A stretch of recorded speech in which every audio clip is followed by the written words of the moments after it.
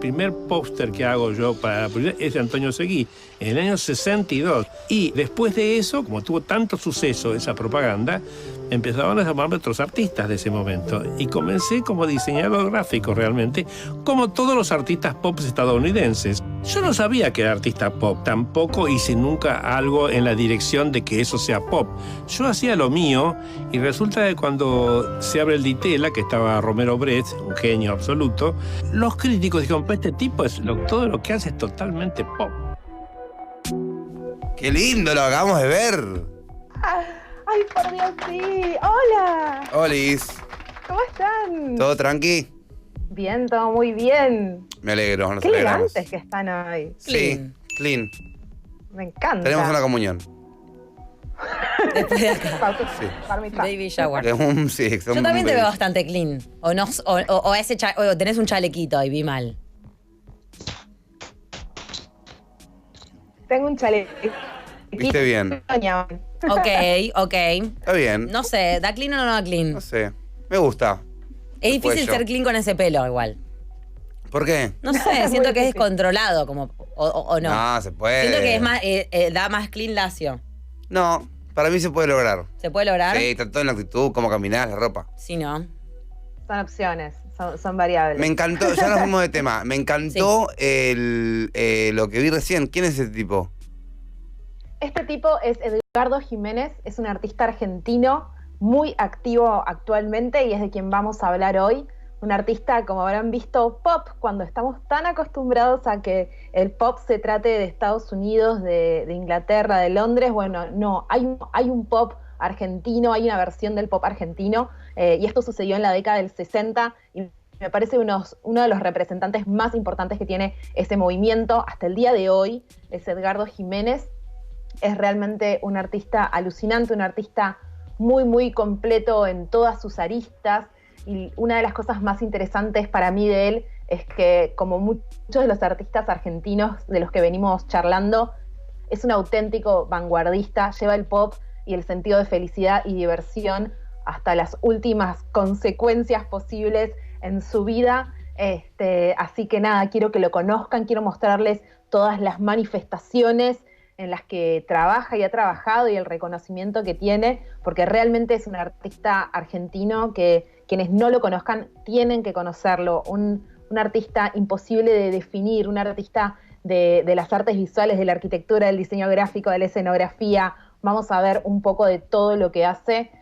Y antes de arrancar a mostrarles de qué se trata, tengo ganas de contarles un poco, a pesar de que ya en otras oportunidades hablamos del Ditela, de este espacio de cosecha artística tan importante que existió en los 60 hasta el año 68, liderado por un gestor cultural fundamental de nuestra historia cultural, que es Jorge Romero Brest, a quien Edgardo Jiménez le va a estar absolutamente agradecido por la gran acción y por ser una cabeza joven, aunque tenía como 70 años. Jorge Tengo una Romero pregunta, Brest. perdón. Porque Sí, a mí me decís por Romero favor. Brest y pienso, no sé, en el Instituto de Educación Física, que creo que hay uno. Nada que ver con nada, todo que ver con todo. ¿Quién fue Romero Brest? ¿Por qué tanta cosa? Jorge Romero Brest, me imagino que posiblemente el Instituto de Educación Física tiene que ver con algún otro Romero Brest. Es una sospecha. Pero el Jorge Romero Brest que nosotros conocemos del mundo del arte fue el director del Ditela, del Instituto de Artes Visuales del Ditela, que, como les decía, existió hasta el año 68. Sí. Y después en la actualidad resurgió como una de las ramas que surgen del Instituto de Ditela, Torcuato Ditela, pero en los 60 tenía un enfoque artístico y experimental súper importante, y ese aspecto experimental tuvo mucho que ver con la tutoría que hacía Jorge Romero Brest, y después del Ditela va también ser director del Museo Nacional de Bellas Artes, también llevando esa experimentación al museo más establecido del mundo de las bellas artes, ¿no? Entonces fue un gestor importantísimo que le dio a artistas como Edgardo Jiménez, como Charlie Esquirru, como Marta Minujín, espacios donde poder desarrollar su trabajo. Y en los inicios, entre el 64 y el 65, en el momento que Edgardo Jiménez pasa a ser parte de este grupo, había una ola que tenía que ver con el pop. Y es súper interesante el planteo que hace, por un lado, Edgardo Jiménez de lo que es el pop, que dice es uno de los movimientos que realmente abarcó todos los ámbitos de la vida de las personas. Y ahí me parece que hay un encuentro con las vanguardias. Muchas veces les conté que lo que sucede con las vanguardias del siglo XX, como el cubismo, el dadaísmo, por ejemplo, cuando hablábamos de Marcel Duchamp, lo que sucede es que esas vanguardias se van a retomar en la década del 60, que se va a volver a mirar la posibilidad del arte como una vanguardia que se mezcle en el tramado de la vida cotidiana. Y si alguien entendió esto con todas las letras, fue el señor Edgardo Jiménez, y él no se define a sí mismo como pop, él dice que quienes ponen las etiquetas son los críticos, y hay un crítico francés que se llamaba Pierre Restany, que tuvo mucha presencia en la escena argentina, y él definió al pop lunfardo. Vamos a tener teorías de este tipo de pop de la mano de Oscar Mazota, pero no nos vamos a ir a lugares tan académicos. Okay. Lo interesante es pensar cómo geográficamente los movimientos se van manifestando con lo que la sociedad permite que se manifiesten, ¿no? Entonces, de esa forma, desde ese lugar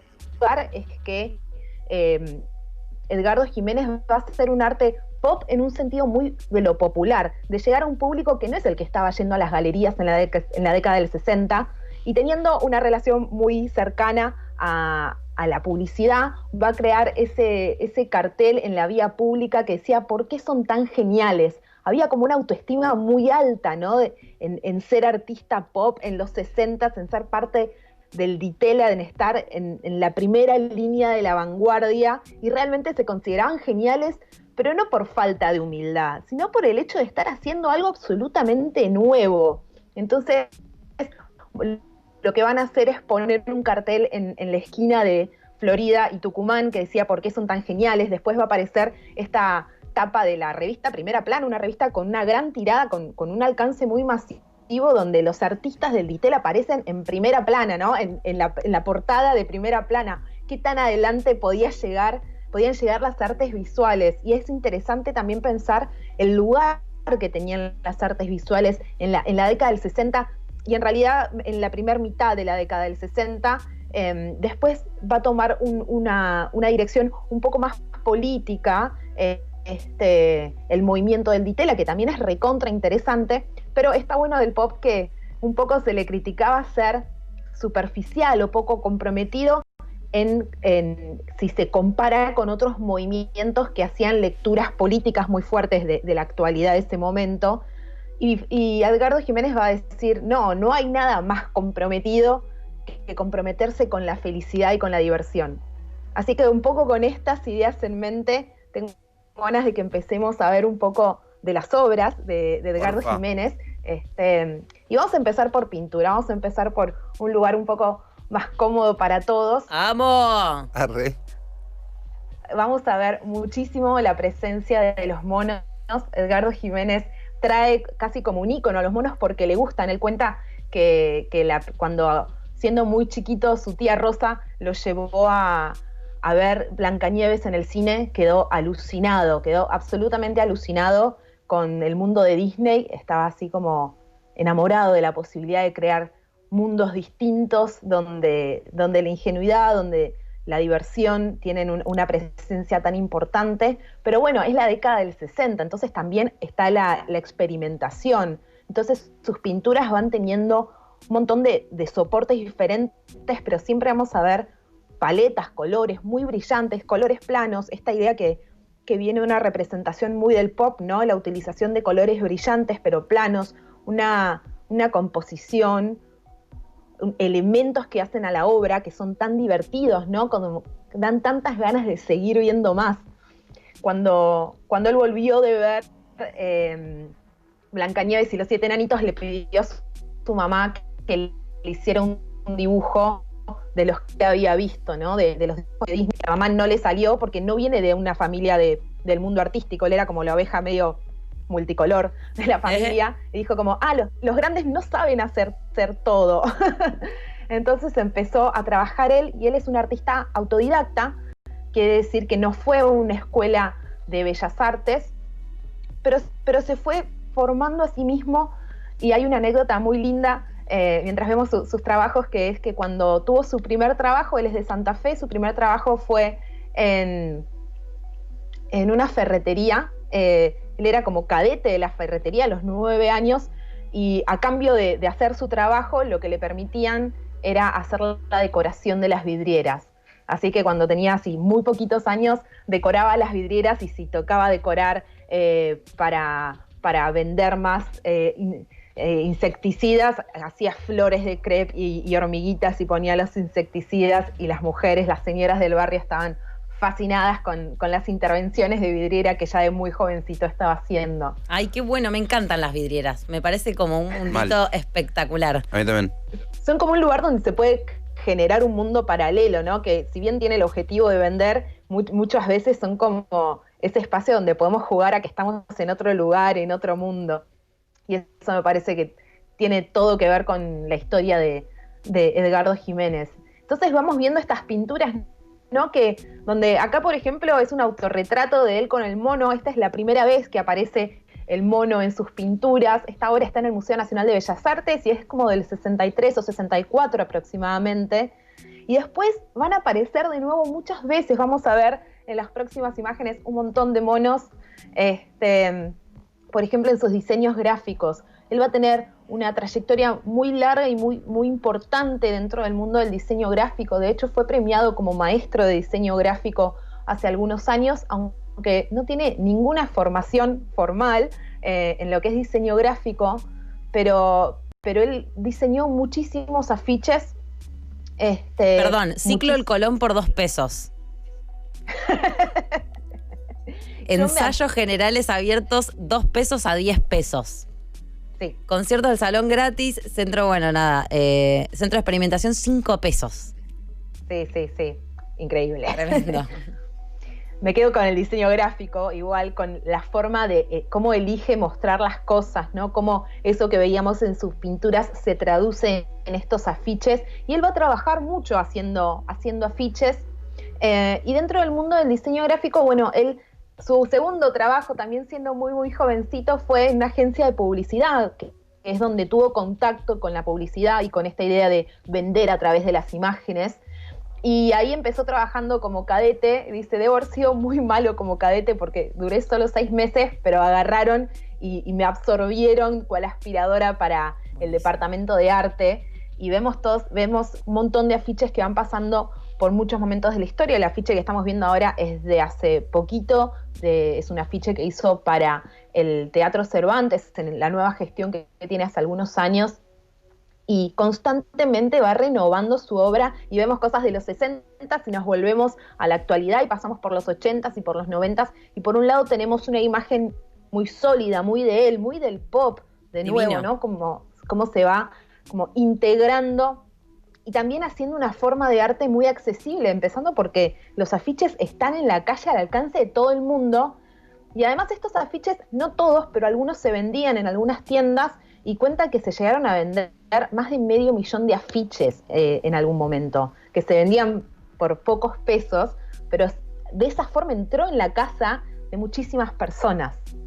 Así Es que eso espectacular. me parece Es alucinante. Su obra es realmente fascinante. Y si decimos casas podemos pasar a hablar de que también es arquitecto, porque ¿por qué no? Edgardo Jiménez va a diseñar algunas casas, por ejemplo, la casa de Citibel de Jorge Romero Brest, de este gran maestro que él tuvo, pero además una gran amistad, y le diseña esta casa, más pop imposible, tiene arcoíris la casa, es una locura. Dato de color, por esa casa que le diseña Jorge Romero Brest, lo invitan a una exposición de arquitectura del MoMA, Wow. donde compartió escenario con todos los grandes arquitectos del mundo, y él decía, yo no soy arquitecto. Pero bueno, ¿quién dice qué sos y qué no sos cuando estás haciendo casas, cuando, como vemos acá, estás armando la estructura de un boliche? Este era un boliche en 1987. Empieza a trabajar desde un lugar muy escenográfico, va pasando por un montón de ámbitos distintos del diseño.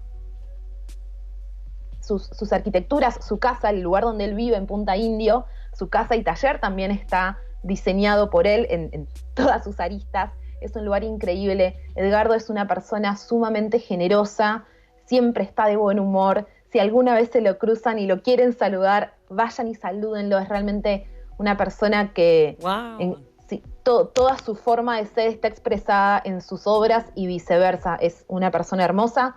Tuve la oportunidad de visitar su casa en Punta Indio para entrevistarlo. Me recibió como si fuera amigo de toda la vida. Yo tenía, no sé, 20 y pocos años. Mi mamá me llevó a entrevistarlo y te muestra todo su trabajo. Es realmente eso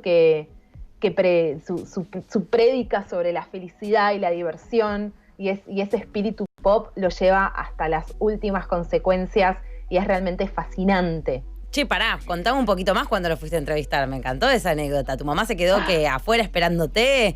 ¿Cómo conseguiste la entrevista? ¿Qué onda? Creo que conseguí una dirección de mail o su galería de ese momento me pasó el contacto. Y le escribí y me dijo, sí, ¿te animás a venir hasta Punta Indio? Que son unos 150 kilómetros de Buenos Aires. Y le agarré a mi mamá y le dije, ma, ¿me llevas? Y obvio. Mi vieja, que se prenden todas, es la número 1, me llevó manejando, fuimos y nos recibió. Y le dije, como, ¿te molesta que mi mamá esté? Si no, ella se puede quedar en el auto. No, que venga con nosotros, tipo, nada, así que fuimos. Mi vieja nos seguía, yo iba con el grabadorcito, fue una de mis primeras entrevistas y súper importante. Yo siempre fui muy fanática del trabajo de Edgardo. ¿Qué le preguntaste? Y le pregunté sobre su relación con el pop, sobre sus inspiraciones, sobre, bueno, la anécdota de la ferretería me la contó en esa oportunidad. Fue hermoso, estuvimos como 2-3 horas en la casa, nos mostró el taller. Y no es raro, porque no es que me dio la entrevista a mí por nada, porque fui recomendada por nadie. Es realmente una persona sumamente generosa, que vale la pena conocer cuando se dé la oportunidad. Nunca pierdan esa oportunidad porque es un pedazo de historia increíble y su obra me parece que le mueve el piso a la historia del arte argentino. Y podemos seguir hablando un poquito de su trabajo, porque además también diseña muebles todo el tiempo. Es un tipo imparable realmente, porque le interesa esto, que la vida y el arte sean una sola cosa. Entonces diseña unos muebles que nos vuelan la cabeza. Este mueble es increíble. No.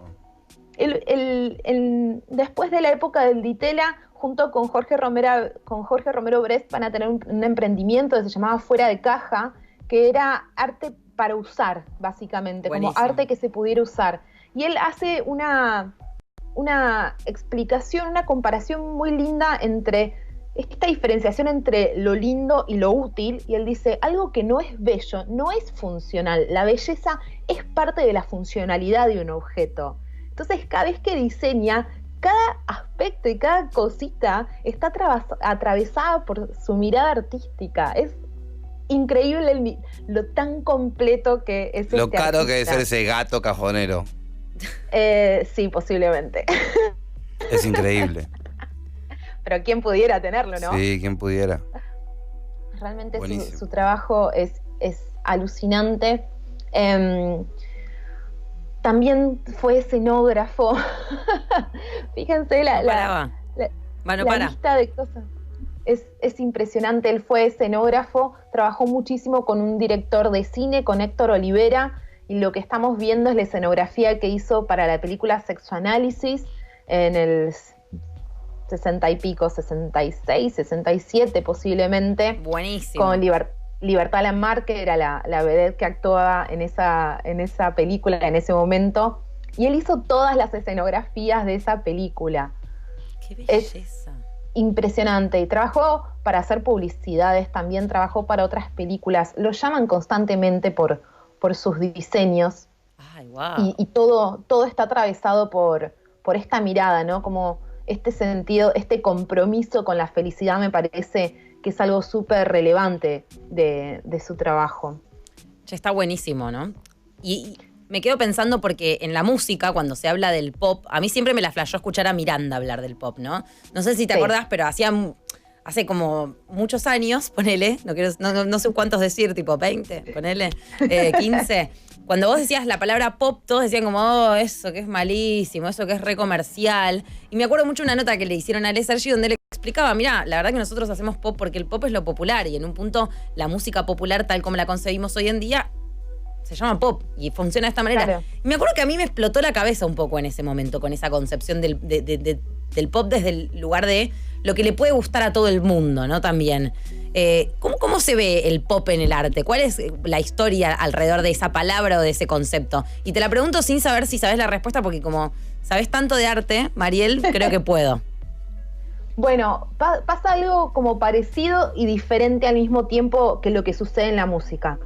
En realidad el movimiento del arte pop de los años 50 y 60 tiene una mirada más de poner lo popular bajo la lupa del ámbito artístico, ¿no? Muchas veces hablamos de la intención con la que se hacen las cosas, de la importancia de la intención artística y qué pasa, qué diferencia hay cuando yo puedo agarrar una lata y decorarla súper linda y ponerla en escena y decir como me quedó re linda, o cuando yo agarro una lata, quedó súper linda, digo esto es una obra de arte. Ahí tenemos como una diferencia bastante como trascendental, el sentido con el que se crean las obras pop. Pero al mismo tiempo tenemos esto, como por ejemplo estamos viendo también una serie de prendas diseñadas por Edgardo Jiménez increíbles. Para Edgardo no hay una diferencia entre la vida cotidiana y las obras de arte. Por eso hay muebles, por eso hay moda, por eso hay casas, por eso hay pintura, por eso hay escenografía. Tipo por eso Clint, si los hay. No, es impresionante. Me parece. No sé qué opinás, Santi. ¿Él? Porque este concepto de no hay nada que no tenga por qué llevar arte hace Sí, que... sí, entiendo. Porque obvio. nosotros hablamos mucho de Todo qué es tenga una clean y qué no es armonía. clean, de alguna manera. Mariel, te cuento, porque decimos, bueno, nosotros para vestirnos clean como estamos hoy, por ejemplo, tenemos que sacar como una pieza re particular del ropero en un punto. En cambio, Claro. si vos sos completamente clean, tenés un ropero lleno de piezas clean directamente, y me da a que él es un poco así, como en esto que decís de que si no hay arte no sirve para nada. ¿O lo dijiste Un poco más lindo? sí. No dijiste eso. La idea de la funcionalidad de la belleza. Eso, la funcionalidad de la belleza. Sí, que es tan importante, ¿no? Como, ¿quién quiere que estemos todos de gris vestidos igual? Nadie quiere en el fondo eso. No es funcional porque no va a lo específico. Pero sí quiero volver un segundo a la idea de pop con esto del gusto masivo, ¿no?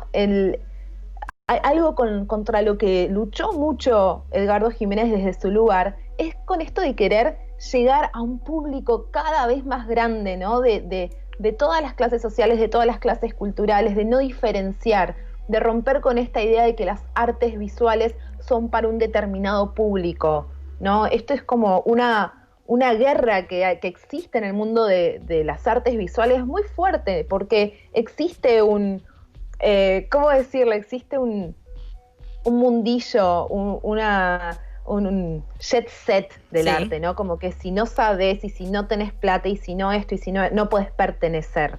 Esa idea de pertenecer, ni voy a decir que viene de una marca, de una tarjeta de crédito, de ser parte, y en realidad no pasa por pertenecer, pasa por abrirnos lo suficiente a decir esto me gusta o esto no me gusta.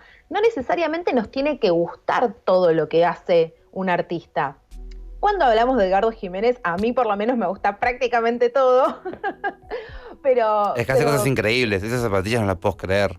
Es buenísimo. Esas zapatillas son increíbles, y las esculturas y las instalaciones. Tengo un pedacito de un video, si tienen ganas de escucharlo un poquito más, de cuando hizo hace 2 años una exposición de prácticamente toda su obra en el Museo de Tigre. Por favor, veámoslo. El nombre de la muestra era un slogan que tenía Walt Disney cuando comenzaba sus programas de radio, que decía: Disneylandia, el territorio donde todos los sueños se hacen realidad. Y me pareció que venía muy al caso eso, porque ahí estaban todos mis sueños que se habían hecho realidad realmente. Me parece que los sueños se me van dando uno tras otro, o sea, no llego a desear uno cuando ya ocurre. Entonces, una cosa que estoy como, viste, en una situación de privilegio con respecto a eso. Mi manera de ver la creación no se circunscribe únicamente al diseño y a las cosas que hago a nivel artístico. La creación es como es mi día el día de hoy. El día de hoy tiene que tener todos los elementos que me den placer. Y yo cito esto a una amiga mía que decía: hay días que me levanto contenta, pero hay otros días que me levanto muy contenta. Ay, la amo. Lo amamos a él y a la mía Lo también. amamos, por Dios. O sea, lo veía y digo, quiero abrazar. Total. Quiero ser él, me pasa eso. Quiero quiero que cuando alguien hable de mí, como dijo Laura Weber todo el tiempo en esta columna, diga, no, es una persona siempre feliz, siempre contenta. Total. Así que desde ahora. Total. No, es realmente fascinante cómo transmite todo. Y nada, y me quería... Claro, quiero- ahora voy entendiendo igual. Es conocidísimo él. Todos vimos una obra de él, aunque no lo sepamos. Todos vimos una obra de él y esto me parece un hito absoluto dentro de su trabajo, porque esta imagen es del año pasado Sí. o de hace 2 años como mucho, cuando intervino la fachada del Centro Cultural Recoleta para la inauguración y para toda la duración de la Bienal de Arte Joven. La Bienal de Arte Joven. Este señor tiene como 70 años y todavía su obra es joven, todavía es el emblema de la juventud en el arte. A mí me parece que no Sí, es la historia la que posiciona un artista. Digo, que a los 70 años ser esa cabeza joven que él tanto admiró de Jorge Romero Brest, nada, es un hombre que cumple sus sueños.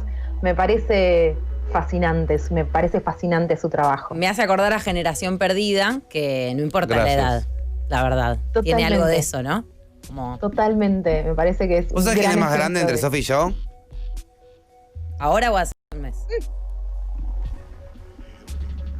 Creo que Sofi es así más grande. No, ya no. Ah, ¿no? No. Sofi tiene 29, yo tengo 30. ¿En serio? Wow. Bueno, yo ¿Cuánto tengo le casi- dabas? ¿Al Santu? Sí. Y 26, 27. Gracias. ¿Por qué no? Porque si no... Claro, claro. No importa, algo muy largo. Mariel, @labreuer. Ahora te voy a preguntar algo por privado que me pasaron en Twitter y que me gustó, pero que no estoy segura. Ok. @labreuer, así la encuentran en redes sociales a ella. Vayan a seguirla porque lo que dice acá es una pequeña porción del mundo increíble de arte en el que está sumergida diariamente. Gracias, Mariel, te queremos. Gracias a ustedes. ¿Te gustó? Míralo de nuevo en el canal